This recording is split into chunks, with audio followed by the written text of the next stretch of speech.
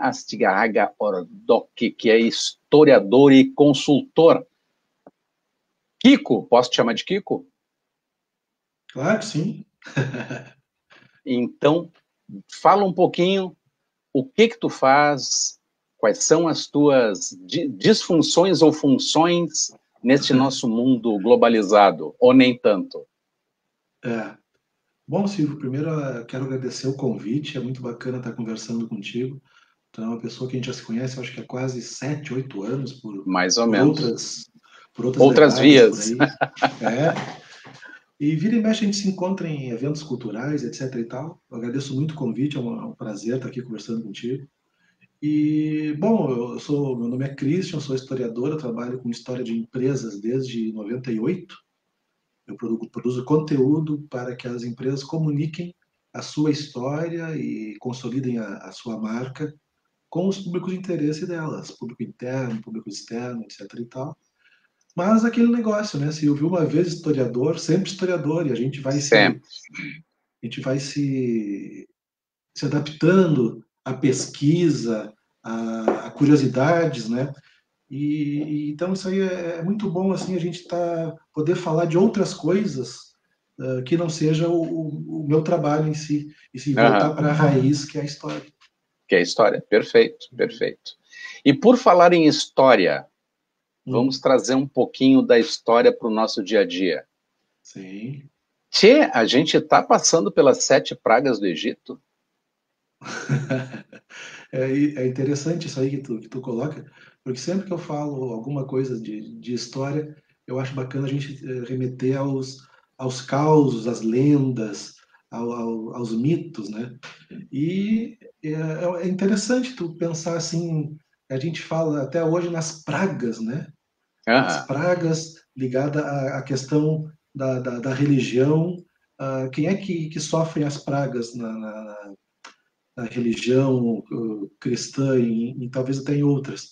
São aquelas pessoas ou aqueles povos que desobedecem os deuses, né? Uhum. Ou desobedecem ao seu Deus, fazem alguma coisa errada e tem a punição divina. E isso é um pensamento que permanece ao longo do tempo, desde antes de Cristo até os dias atuais, né? Por exemplo, quando a gente tem algum problema de saúde, um câncer ou alguma outra coisa assim, a gente pensa assim, por que comigo? O que que eu fiz? Uhum. Né? Não pensa que lá pelas tantas o câncer é uma célula que deu algum bugzinho dentro dela e ela começou a se reproduzir. E por que não tu? Tu é tão especial assim no final do plano? Tu Uhum. é um ser humano feito de células. Então, essa questão da culpa também, né? De não responder ao que o teu Deus determinou nas Escrituras, permanece até hoje, Silvio. Isso é hoje. É aquela coisa da culpa judaico-cristã, né? A gente carrega isso no Ocidente de uma forma muito exacerbada, né? E a gente está Sim, sim, vendo aí sim. no nosso dia a dia o quanto dessa, eu não te diria religiosidade, eu te diria esse fanatismo do credo tem permeado, né, o nosso É, cotidiano em pleno século XXI. é. Está bem complicada essa. Eu acho assim, tudo passa pelo equilíbrio, né, Silvio? Assim, eu acho que os credos e religiosidade, elas são de foro íntimo e particular. Então, e o respeito à ciência não elimina que tu seja uma pessoa que tenha tuas convicções religiosas. Claro O que não. problema é, o problema é quando tu acha que as tuas convicções religiosas têm que ser as hegemônicas sobre os outros. Exatamente. Aí que a gente tem um problema muito sério. Quando tu deixa de respeitar o credo dos outros, né, é aí que tu põe em xeque a tua própria religião, né? Porque se tu é de Isso. fato um religioso, tu está respeitando todas as demais. Mas, meu É, amigo, da vamos lá. religião e do Egito e daquelas pragas que assolaram lá os faraós e promoveram aquela travessia, né? Exatamente, exatamente. Chegamos aonde? Na Idade Média a gente teve a peste negra, é isso? Exatamente. a peste negra que vem mais ou menos naquele modelo da velha Fiar, sabe? Aham. O, o gato na aranha, a aranha na mosca. Qual é que foi a questão fundamental da peste negra? A peste negra, vamos começar estabelecendo diferenças entre a peste negra e a gripe espanhola. Tá? Aham. Ambos são motivados por agentes microscópicos. Porém, a peste negra foi uma bactéria. Perfeito. Tá? E a gripe espanhola é um vírus. É um vírus.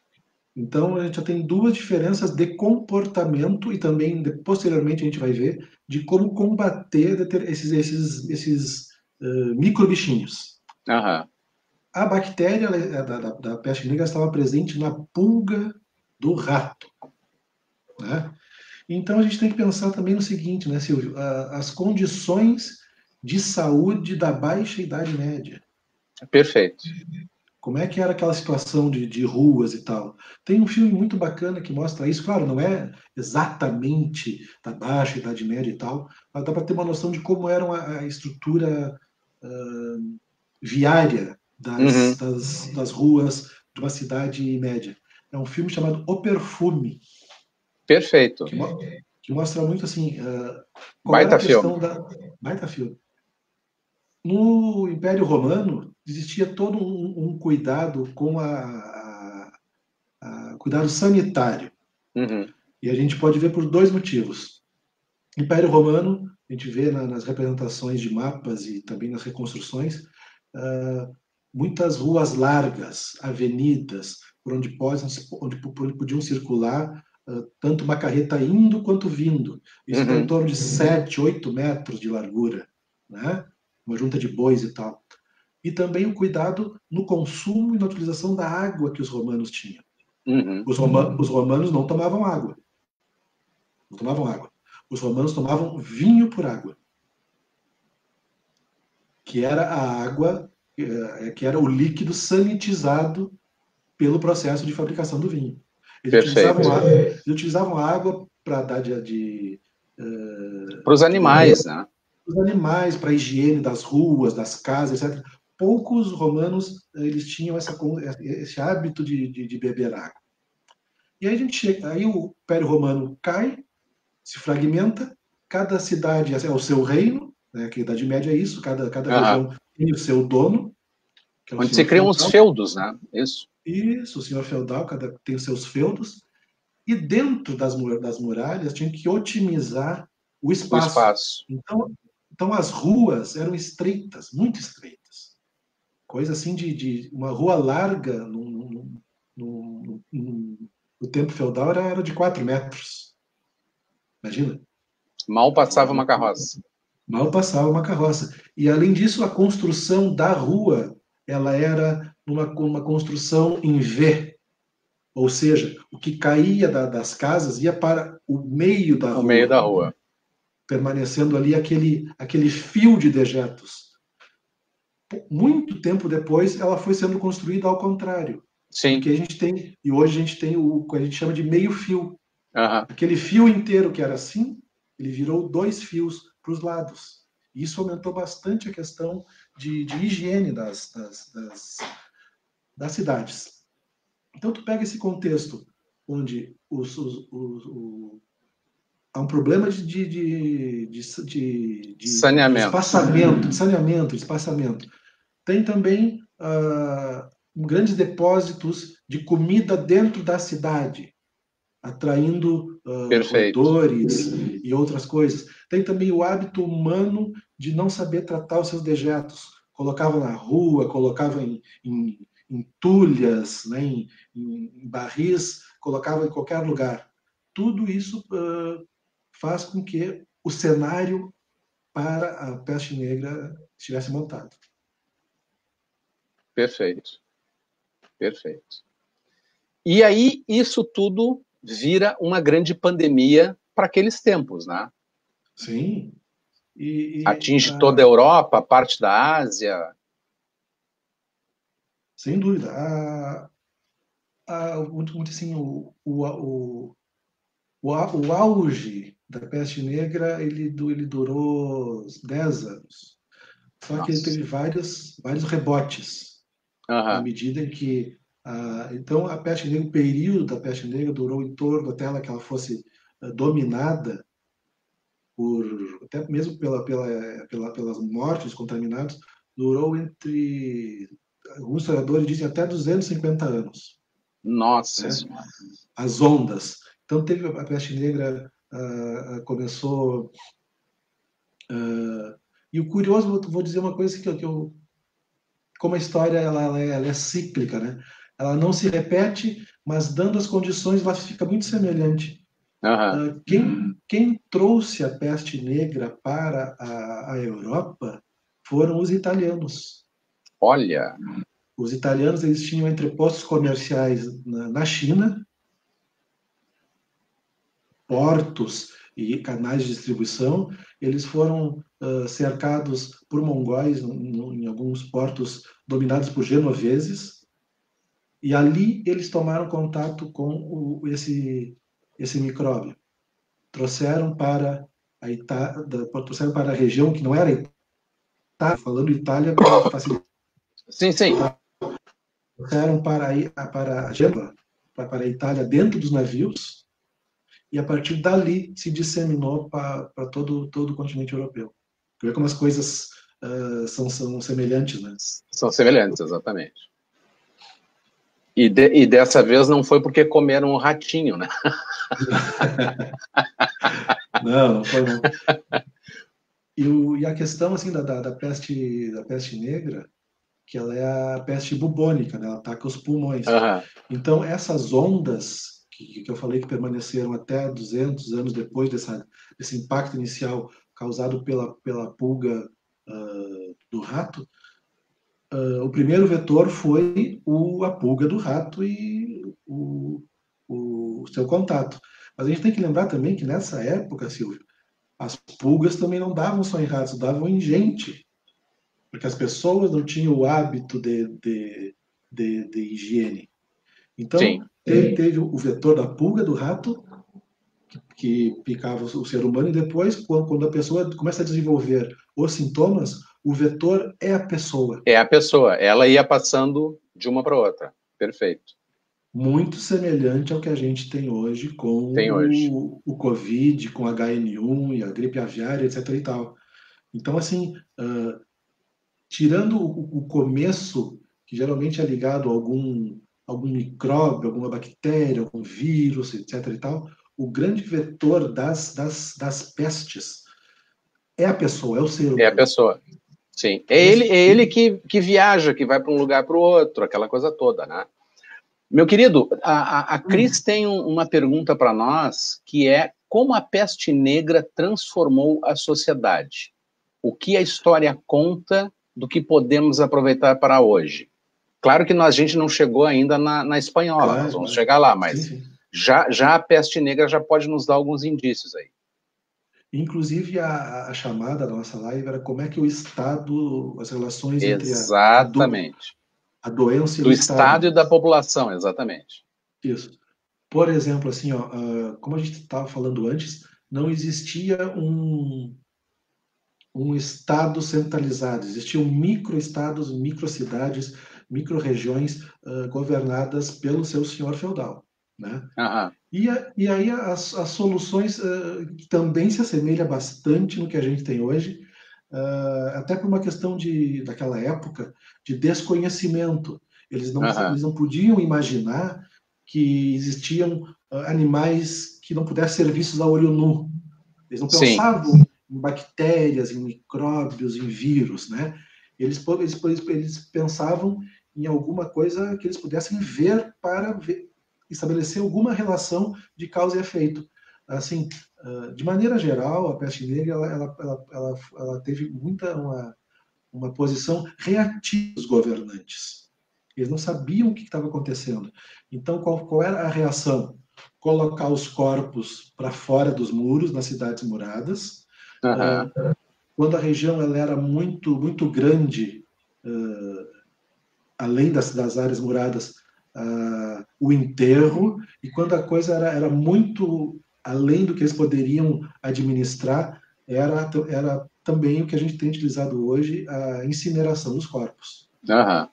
Né? O fogo como elemento purificador. Purificador. Né? Perfeito. E socialmente, assim, o que mudou para aquela sociedade da Idade Média?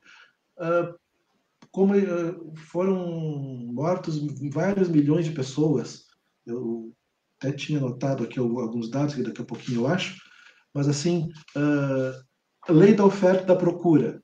Aham. Quando tu tem muito trabalhador, a valorização é pouca. Quando tu tem poucos trabalhadores, a valorização do trabalho, da força de trabalho é muita.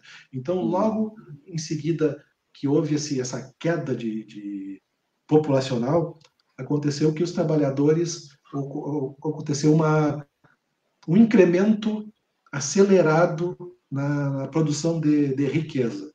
Perfeito. Que no ciclo posterior veio a desenvolver e dar no que a gente pode chamar de renascimento. É o final da Idade Média, né, dessa crise toda, acumula-se riqueza, e riqueza não somente na questão do dinheiro, né? Riqueza Aham. na questão de produção de alimentos, de comida, de negócios, né? Não, Então, onde surgem os burgos, né? Que são exatamente. dentro das cidadelas, surgem aqueles núcleos que os senhores feudais permitiam que algumas pessoas pudessem habitar intramuros, né? E esses burgos é que foram chamando essa mão de obra de fora dos muros, treinando essa mão de obra, né? E exatamente em função desta queda no número de pessoas, nessa deblaque da população, né? Os burgueses chamavam as pessoas do campo para ensinar novos ofícios, e a partir daí é que se começa. Daí vem a história da burguesia, né? Exatamente. Vem daí a história da burguesia. Então, assim, para que a gente possa ter ideia de números, Silvio, 1/3 da população da Europa foi morta pela peste negra nas suas várias ondas, ao longo de 200 anos. Tanto é que a população europeia, depois do final da Idade Média, ela demorou 200 anos a ter o patamar anterior. Nossa. Para tu ver como isso foi muito pesado. Claro. Né? Como se hoje, vamos tentar fazer um cálculo semelhante, como se hoje em torno de 2 bilhões de pessoas, 2 bilhões e 200 milhões, perecessem por causa do coronavírus. Né? Certo. Então, é essa a proporção que teve da... Que é um número assustador, né? Violentíssimo, violentíssimo. E a questão toda é a seguinte, né, Silvio? A gente tem, por exemplo, tu falou em velocidade, né? A gente pensa assim em meios de transporte da época. Qual é o meio de transporte mais veloz que tinha, etc. e tal? Né? Era o navio. Uhum. Navio vai direto. Hoje a gente tem o avião. Então, a gente começa a fazer essa relação dos canais de comunicação e de transporte entre os seres humanos. É plenamente compreensível que as ondas tivessem um período muito maior de espaço de tempo do que a gente tem hoje. Né? Não, se Então, nós assim, trouxermos para a nossa realidade de hoje, tu vê que o primeiro caso lá em Wuhan aconteceu em novembro. Em fevereiro, nós já tínhamos isso espalhado no mundo todo. Em março, a OMS declara pandemia, porque 186 países do mundo já tinham informações de contágio da doença. Então, foi uma propagação, em termos de tempo, foi uma propagação muito rápida, né? E ela não parou ainda. Tem mais esse detalhe. Né? Essa propagação, ela continua. Essa onda ainda está navegando, né? Ela segue. Mas, assim, se a gente pensa também na nossa velocidade, e aí eu digo não só de transporte, mas na nossa velocidade de comunicação e compartilhamento de conhecimento, é exponencialmente mais do que eles tinham naquela época. Sim, sem dúvida. Sem Entendeu? dúvida. Então, a sem dúvida. nossa capacidade de resposta atual, ela faz com que, lá pelas tantas, se a gente tivesse uma espécie de um Covid ou uma gripe suína, naquela época talvez tivesse os mesmos efeitos Aham. da peste Da bubônica. peste negra, Slane. Isso, Perfeito. exatamente. Daí nós chegamos na espanhola, né? Passamos aí 200 anos e chegamos na espanhola. E aí nós já estamos falando no século XIX. E a espanhola, muita gente confunde, né? Acha que porque ela se chama espanhola, ela surgiu na Espanha, né? Me lembra um personagem aí que é filho de uma grande autoridade que chegou a publicar isso na rede social, né? Mas enfim. É complicado. E ela coincide com a Primeira Guerra. Exatamente. Então nós temos aí uma situação ainda mais complexa, né? Até do ponto de vista da geopolítica, né? Sim, sim. Então, assim, bem como tu falou, assim, a gente pega ali em 1918, que é quando ela se estabelece de fato, a gente pega o continente europeu e algumas outras partes do mundo com a sua população economicamente ativa baixa, com baixo número, com baixa qualidade de vida, com baixo percentual calórico, com alimentação deficiente. Uhum. Todo esse período de guerra, os esforços de guerra são para os soldados. E aí Exato. a gente vê, por exemplo, nesse filme agora, 1917, como era a questão da guerra de trincheiras. Perfeito. O absurdo que era a guerra de trincheiras, as pessoas viviam em meio a excrementos, a tudo que há de pior, os soldados. Então, além de tu ter que lutar contra o teu inimigo que está escondido ali, tu tem que preservar e lutar contra o teu meio ambiente que está completamente contaminado. Uhum. E digo mais, uma coisa assim que poucas pessoas sabem, que dentro das trincheiras existiam locais de criação de animais. Sim, sim. De rápido abate, de rápido corte. Então, assim, galinhas, porcos, né? Suínos, aqueles suínos gigantes que a gente tem hoje, até os menores. Então, assim, é toda uma estrutura de cidade embaixo da terra. Então, assim... todas elas sujeitas à contaminação por aquele meio ambiente altamente insalubre, né? Exatamente. Então, assim, as duas grandes teorias que se diz sobre a disseminação da gripe espanhola pelo mundo estão relacionadas ao ambiente de guerra. Ao ambiente de guerra. Tem uma que é mais recente, que apareceu agora, dizem que foram os americanos que levaram para o continente europeu. Senhores que foram originados nos campos de treinamento no Kansas. Tem isso. E tem outras que são mais coerentes, que a gripe espanhola surgiu nesse ambiente de guerra, e quando ela terminou, ou quando ela estava em vias de terminar, quando os exércitos... Os soldados retornam, né? Voltam para suas casas, já levam com si esse problema. O Brasil foi atingido, né? O Brasil foi atingido, né? Aquele cruzeiro que veio para o Recife ali, fez... como é que era o nome do navio? Aí tu me apertou. Acho que era Demare, uma coisa assim, que aportou no Recife, em Salvador e no Rio de Janeiro. E o nosso presidente, né, na época, morreu de gripe espanhola, né? Isso, o Rodrigues Alves. Rodrigues Alves. Estava se candidatando à reeleição e pereceu. O Rio de Janeiro foi uma questão absurda, assim como está se tornando agora no Covid. Ele tinha em volta de 1 milhão de habitantes e estimativas dizem que 500 mil pessoas foram infectadas. Barbaridade. Falando sobre a política, né? Na espanhola, que aconteceu ali naquele período da Primeira Guerra, também houve a informação e contra-informação, né? Alguns países não queriam admitir a doença e a propagação da doença, né? E ocultavam isso da população para que não fosse isso utilizado contra o esforço de guerra, né? Sim, até inclusive o próprio nome gripe espanhola, ele foi dado por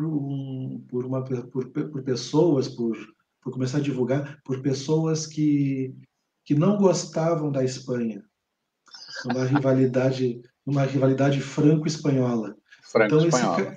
esse carimbo de gripe espanhola foi dado pelos franceses. Olha só. Como uma maneira e funcionou, né? Tanto é que a gente está aí até hoje. Continuamos falando de gripe espanhola, né? Bem por aí. Mas voltando assim um pouquinho do que permanece, o que muda, né? A estrutura de cidade até 1930, 1940, a gente pega assim, por exemplo, Paris, a própria cidade do Porto, até se tu pensar um pouquinho mais exagerando, a velha Porto Alegre ali do centro, ela mantém a mesma estrutura de casas coladas em casa, ruas estreitas, etc. e tal. Só depois, quando um pouquinho lá pelos anos 30, é que começa a se investir em abertura de grandes avenidas, bulevares, parques, né? Se preocupa com a circulação de ar, inclusive. Então, essa questão da casa em cima de casa, gradinho de casa, permanece até hoje. Hoje. Só subiu um morro aqui. Uhum. É a mesma coisa. Quer ver uma cidade medieval como era na Baixa Idade Média? Sobe um morro, dá uma olhada numa foto. É a mesma coisa, a mesma estrutura. É a mesma estrutura. De falta de cuidados com a população, de falta de hábitos, de sanidade, enfim, é aquilo ali. Não, os nossos queridos concidadãos de Porto Alegre, na sua maioria, desconhecem a nossa periferia, né? Sim. Então, se o pessoal sair um pouquinho do centro e andar uns 2 quilômetros em direção àquela saída da Freeway, que fica do ladinho ali da antiga Zampronha, né? Que hoje é Uzi Minas, nós temos ali a Vila Areia. A Vila Areia, ela está assentada, uma parte dela, sobre um esgoto. Exatamente. Né? Diversas casas foram construídas sobre um esgoto. Então, os riscos ali são extraordinários, né? Então, aqui pro lado da minha casa tem a Vila Elizabeth também, que é outra coisa muito complicada aqui. Exatamente. Nós tínhamos ali a DIC e a Nazaré, né, que estão sendo removidas ali próximo do aeroporto.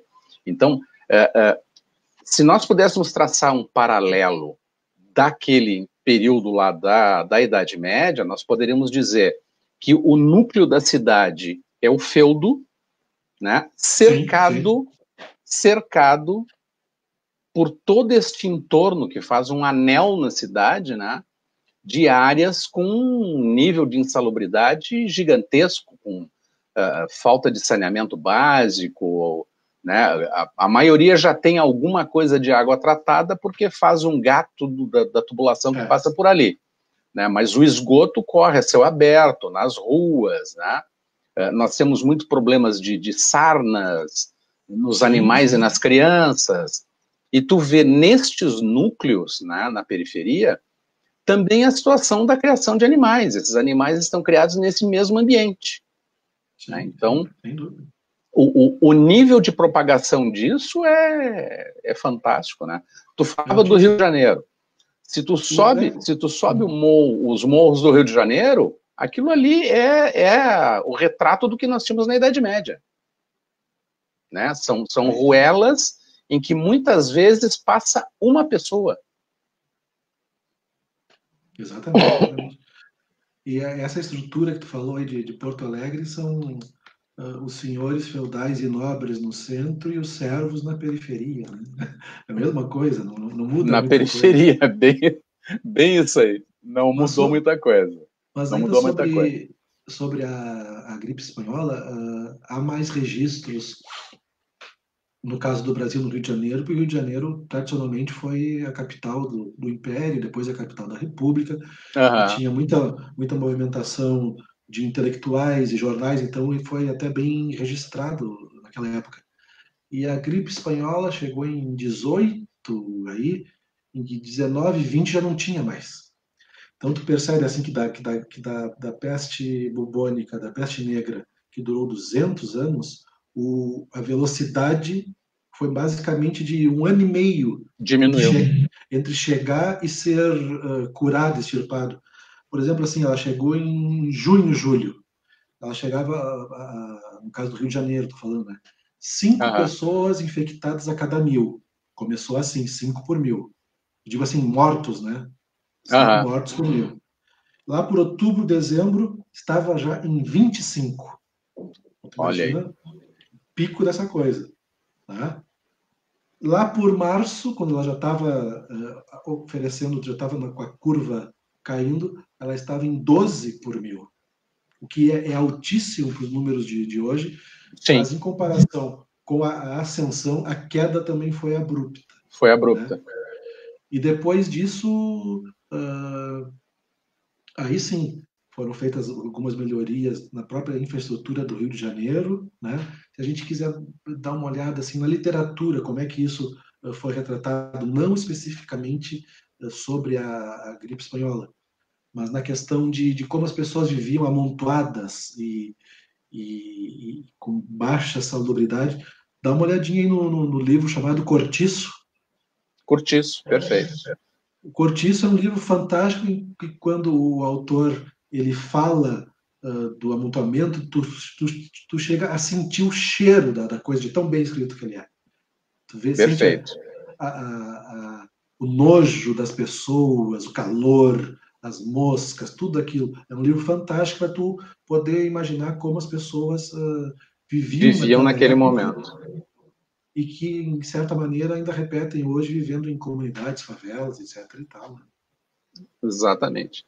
Bela dica de leitura aí para esses tempos de quarentena.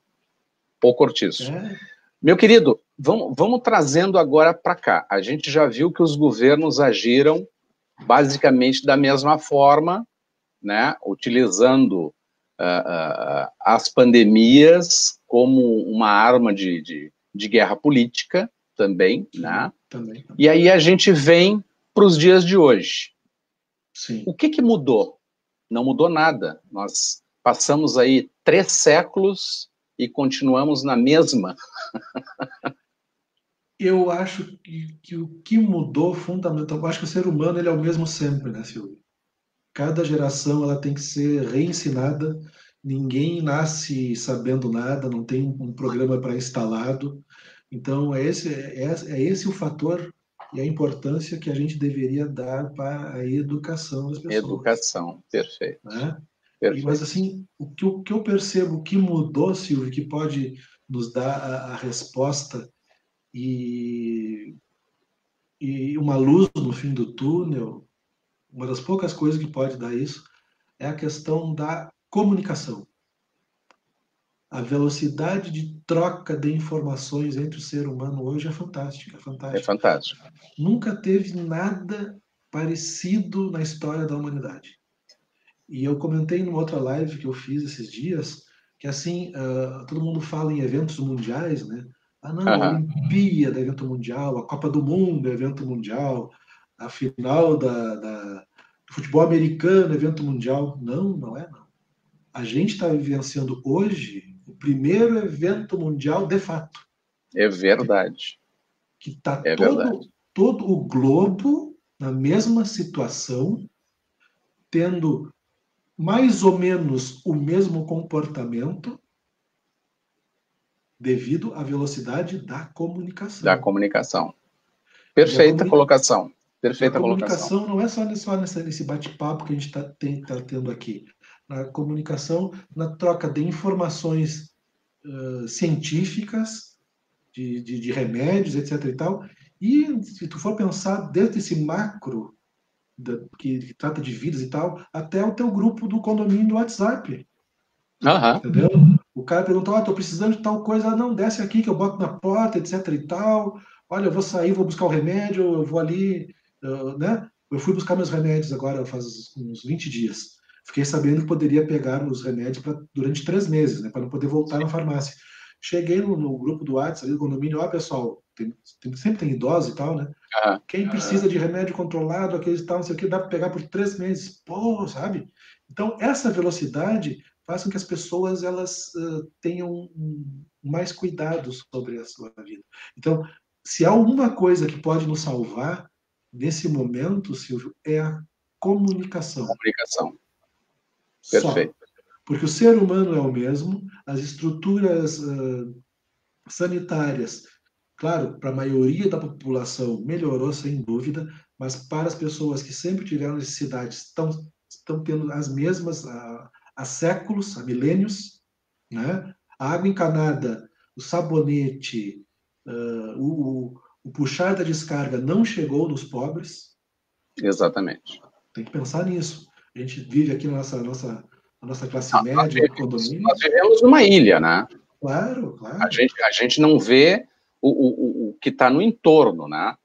Esses tempos a Globo News fez uma matéria falando dessas comunidades mais da periferia, e a jornalista chegou a ficar emocionada quando ela estava entrevistando uma senhora e falando com ela sobre os hábitos de higiene, de lavar as mãos e parará, parará. E essa senhora disse para a jornalista, mas eu só compro sabonete uma vez por mês. É.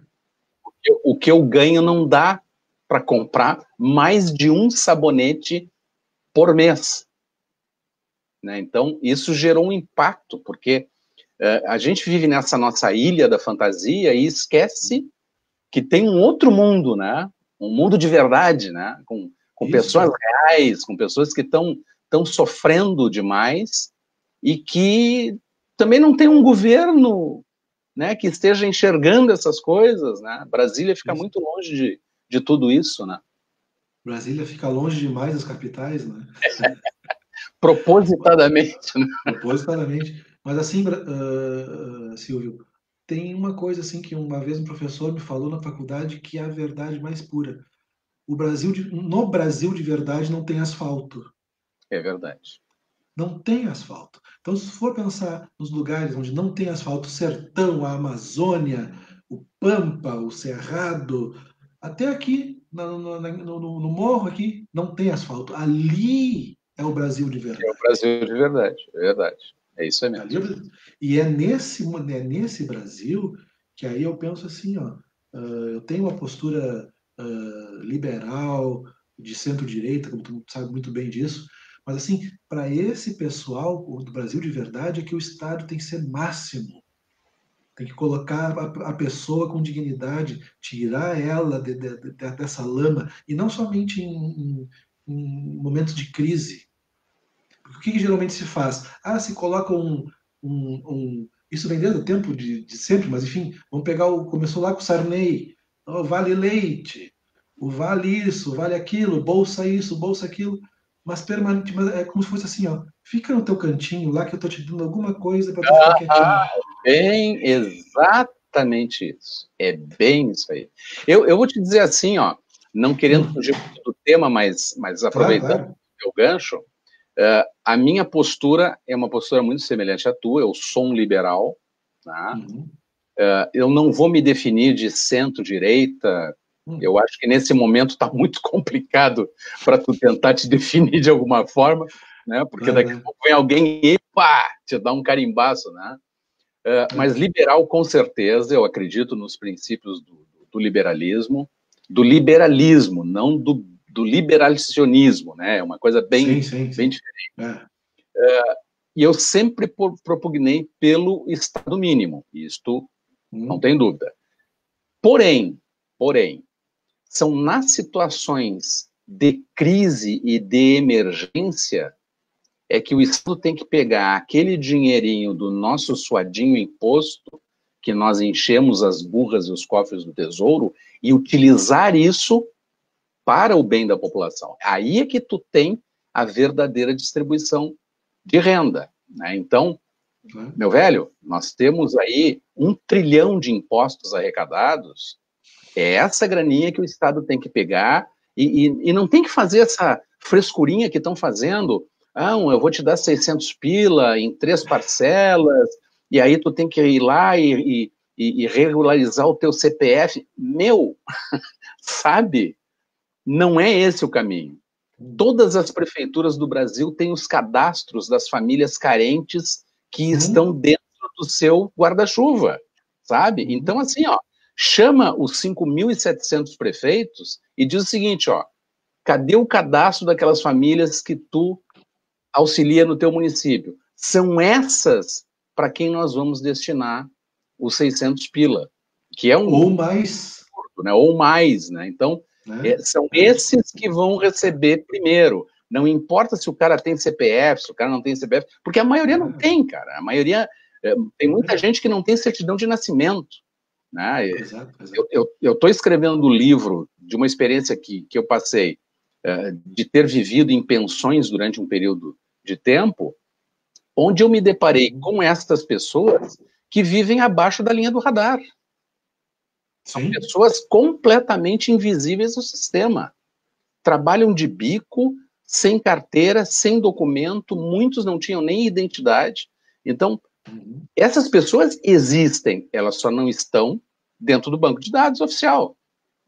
Mas elas são reais, elas estão aí no nosso dia a dia, né?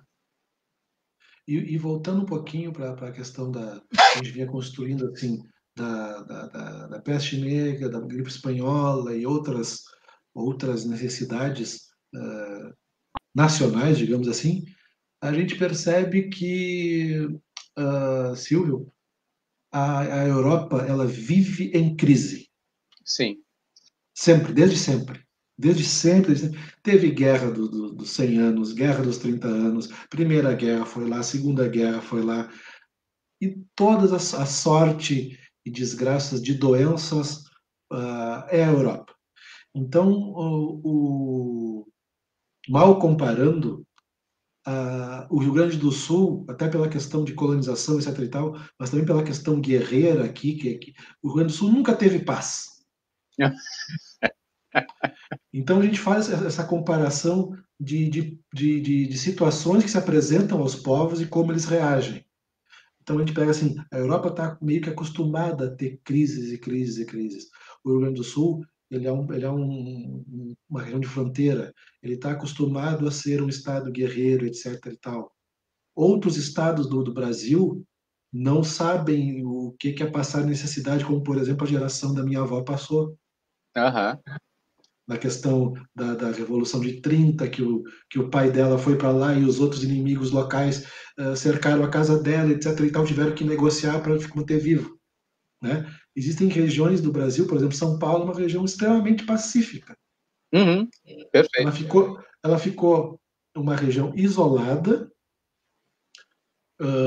com uma produção maravilhosa de café, que propiciou o acúmulo de riqueza, teve mão de obra barata de escravos, depois dos imigrantes. Então, São Paulo ele se estruturou em paz. Perfeita colocação. E a gente vê hoje que também, trazendo agora para a questão do Covid, São Paulo tem tudo para ser uma nova Milão. Não tenho dúvida disso. Na questão da Itália. Porém, a gente teve a velocidade da comunicação, a gente pôde ver como é que estava, olha, como é que aconteceu na Itália, o que aconteceu na Espanha, por que desandou aquela coisa lá, e o que a gente pode fazer aqui, não para solucionar o problema. A questão do isolamento, distanciamento social, não é para solucionar o problema, é para amenizar o problema ao longo do tempo. Exatamente. Só isso. Então, São Paulo, por ter toda essa riqueza acumulada historicamente lá com café, etc. e tal, se precaveu, construindo XYZ, apesar de todos os pesares da população. Eu estava vendo os dados hoje, agora, a meio-dia. São Paulo, capital, está com mais de 80% de UTIs ocupadas, mas a média está 60%. Então, existe uma capilaridade do sistema de saúde de São Paulo que está dando conta até este momento do recado. coisa que não está acontecendo em outros estados, infelizmente. O Maranhão já entrou em lockdown, o Pará vai entrar em lockdown essa semana, né? E isso é um efeito dominó, né? Fortaleza vai entrar em breve. Vai entrar em breve. Então, todo o norte e o nordeste não vai escapar disso. Pernambuco está com problemas seríssimos já, né? E isso vem num efeito cascata. O meu grande temor sempre foi a pulverização disso para os interiores, porque é aí onde nós temos o nosso calcanhar de Aquiles. Nas capitais e nos grandes centros, nas regiões metropolitanas, tu consegue fazer um somatório de esforços, né? Aqui em Porto Alegre, por exemplo, nós temos Canoas ali do lado, que o prefeito está aceitando gente de outros municípios, porque tem uma capacidade de absorção. O problema é para fora, né? O problema são para os interiores, nos interiores que tu tem micro-regiões com apenas um hospital e 10, 15, 20 cidades na volta, né? E aí o teu sistema, ele vai para o espaço ligeirinho, ele satura ligeirinho, né? Então, como a gente ainda está nessa fase de contágio, a gente ainda está avançando isso, essa onda no Brasil, ela ainda está avançando, os nossos números não vão ser números bonitos daqui para frente. Infelizmente, a gente gostaria de estar dando notícias mais positivas, né? Mas infelizmente a realidade é bem outra, né? É bem outra. E ao mesmo tempo tu vê uma certa inação do governo federal no sentido de coordenar esses esforços na área da saúde, né? O próprio governador Leite hoje estava fazendo uma reclamação de que ele não está recebendo, né, o que foi prometido em termos de equipamentos, não estou nem falando em questão de verbas, né? Mas em termos de equipamentos que foi prometido e papapá. O próprio Maranhão, ele teve que fazer um esquema de logística diferenciada para evitar que o governo federal botasse a mão na mercadoria que ele estava comprando da China. Né? Então, por questão política, né? Por questão política. Então, sabe, fora esse problema gigantesco que é de saúde, a gente ainda está passando por um problema político desnecessário, totalmente desnecessário, totalmente fora de propósito e de época, né? É aquele negócio assim, Silvio, se durante as condições normais a gente pode encarar, fazendo uma analogia com o futebol, né, que cada governo ou cada governador é um time jogando separado contra o outro, disputando verbas, etc. e tal, nesse momento de crise, eu faço uma analogia seguinte: não são mais times disputando, é uma seleção contra um inimigo externo. Perfeito. E nesse sentido, cada um dos 27 governadores está fazendo o melhor por si e pelo seu time. E, infelizmente, nosso presidente, que deveria ser o líbero, aquele negócio assim, olha, quando está precisando de alguma coisa, vou lá cobrir o fulano, vou dar um apoio para o Beltrano, sabe? É aquele cara da retaguarda que vai dar segurança que, olha, se eu falhar aqui como governador, eu tenho uma ajuda, um backup de alguma coisa. Ele não está tendo essa postura. Exatamente. Outros estão tendo essa postura, e aí gera uma ciumeira e toda essa coisa que a gente está vendo por aí. Mas assim, Silvio, voltando ali à questão da história, o que diferencia esse momento do Covid é realmente um momento, é um evento de proporções, o primeiro evento da história da humanidade de proporções globais, isso é importante, nunca teve nada parecido no Parecido. Mundo. Nunca teve. E mesmo que daqui a pouco, daqui a 5, 10 anos tenha outro, a gente vai fazer a referência a esse que a gente está vivendo agora. O que funcionou, o que não funcionou, etc. e tal. E a gente está tendo essa vantagem da velocidade da comunicação. Então a gente tem esse trunfo na mão.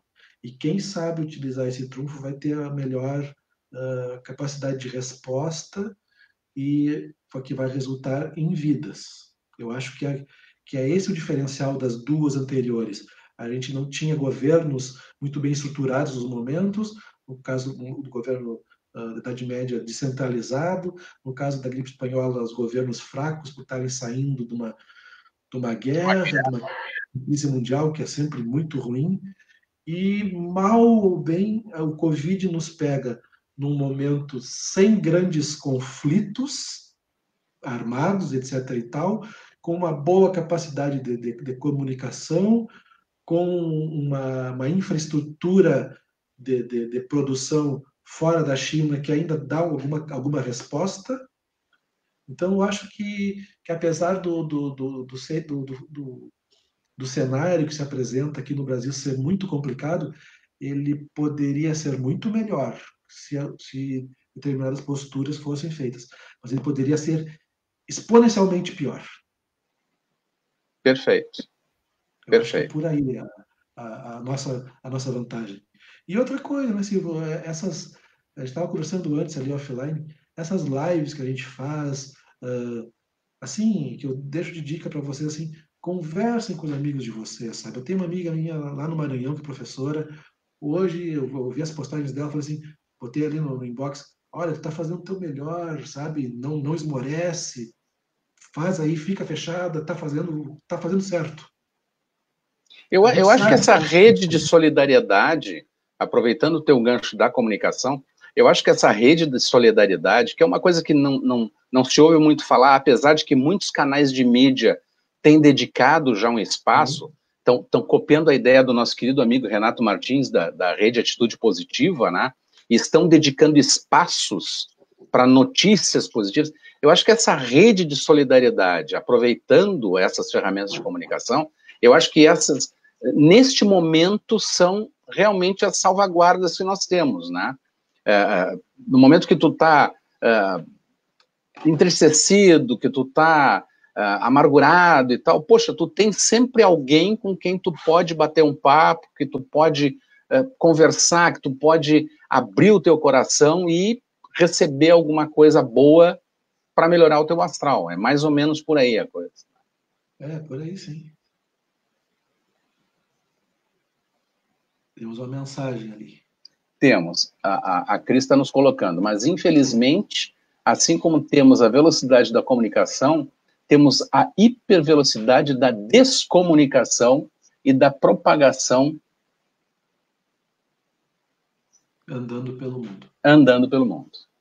Sim, nós estamos vivendo sob a égide também das fake news, né? Então, e de novo vem a questão política, né? Muitas vezes entremeada com a questão religiosa, né?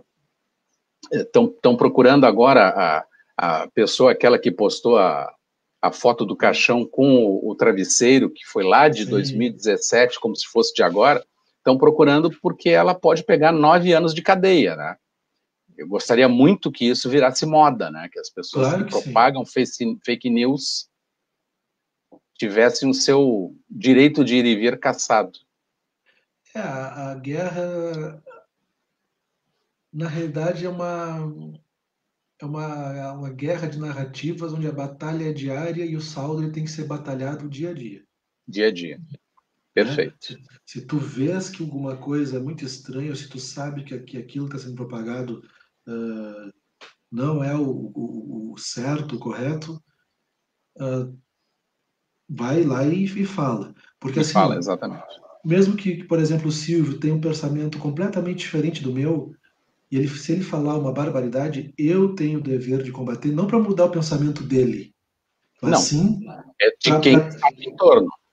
Para tentar influenciar quem está lendo aquilo ali que está em cima do muro. Eu sempre costumo dizer o seguinte, quando eu faço alguma postagem, né, fazendo uma análise ou uma crítica, eu não estou tentando converter os que já estão convertidos. Né? O meu objetivo é justamente para aqueles que ainda têm dúvidas, de eles avaliarem. E na maioria das vezes eu deixo os comentários de quem me dá pauladas, que é justamente para as pessoas que estão de fora terem essa visão daquilo que foi dito e da crítica que foi feita, né? A contracrítica, que na maioria das vezes não é um contra-argumento, é apenas uma ofensa, né? É uma ofensa. E o vencedor do debate não se dá entre eu e tu. Quem diz quem venceu o debate é quem está de fora. Exatamente isso. Exatamente isso. Meu queridão, Que Obrigado. coisa boa conversar contigo. O tempo voou. Pois a gente tô vendo agora. quase uma hora de bate-papo, coisa bem gostosa.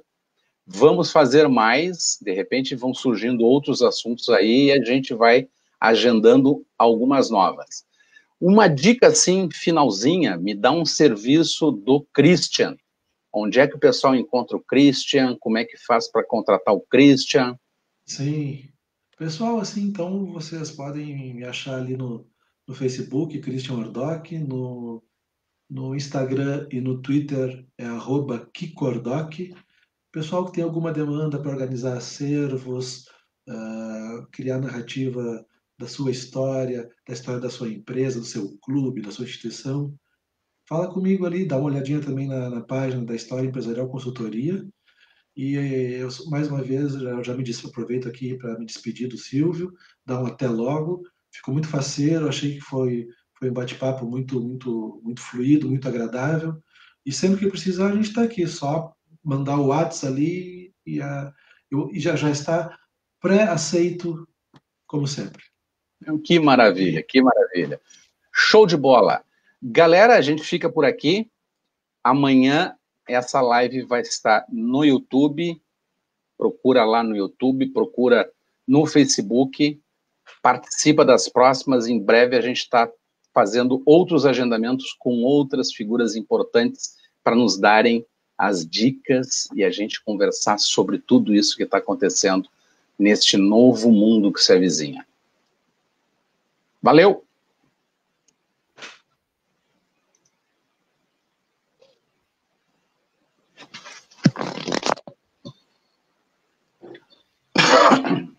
Muito bom! Já saiu do ar? Tá bom. Sempre que precisar. Abraço. Até mais.